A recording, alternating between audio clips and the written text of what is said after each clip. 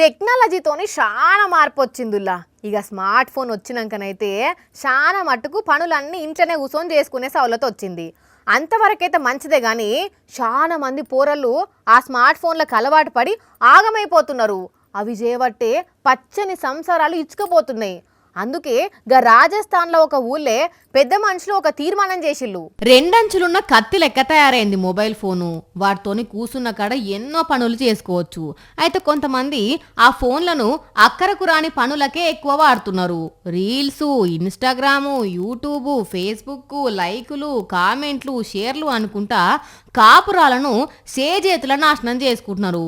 ఇప్పుడు ఎవ్వలను చూడు గింతింత ఫోన్లు షేర్లో పట్టుకొని అవుపడుతుంటారు.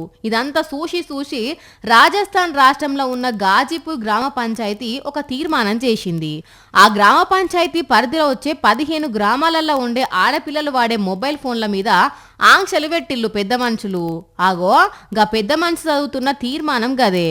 श्री देवाराम जी कार्लो वालों ने प्रस्ताव रखा कि समाज में बहू व बेटियों के पास कैमरा वाला मोबाइल नहीं रहेगा।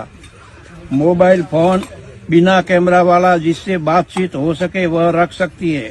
ఆ తీర్మానంలో ఏమున్నదంటే ఆడపిల్లల దగ్గర కెమెరా ఉన్న స్మార్ట్ ఫోన్లు ఉండొద్దు.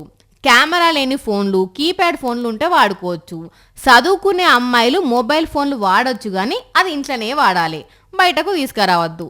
పెళ్లిళ్ళు, ఫంక్షన్లకు పోయినప్పుడు ఫోన్లు తీసుకుపోవద్దు. పక్కింటికి పోయినా సుత ఫోన్ ఇంట్లోనే పెట్టిపోవాలి. ఇది పెద్ద మనుషులందరూ కలిసి చేసిన ఏకగ్రీవ తీర్మానం. ఇన్నరా జనవరి 26 నుంచి ఈ తీర్మానం అమలు చేస్తారట. ఎందుకు ఇట్లా తీర్మానం చేసిల్లు అని అంటే పొద్దాక ఫోన్లు చూసి పోరల్లా కంటి సుప్పు దెబ్బ తింటున్నది. అందుకే ఈ నిర్ణయం తీసుకున్నట్టు పంచాయతీ పెద్దలు చెప్పుకొచ్చిల్లు. తీర్మానం చేయనైతే చేసిర్రు కానీ ఈ రోజులల్లా స్మార్ట్ ఫోన్ లేకపోతే పూట గడిచే పరిస్థితే లేదు. మరి ఎట్లయితుందో ఏందో చూడాలి అని అంటున్నారు ఈ ముచ్చట ఎరికైన 15 గ్రామాల ప్రజలు.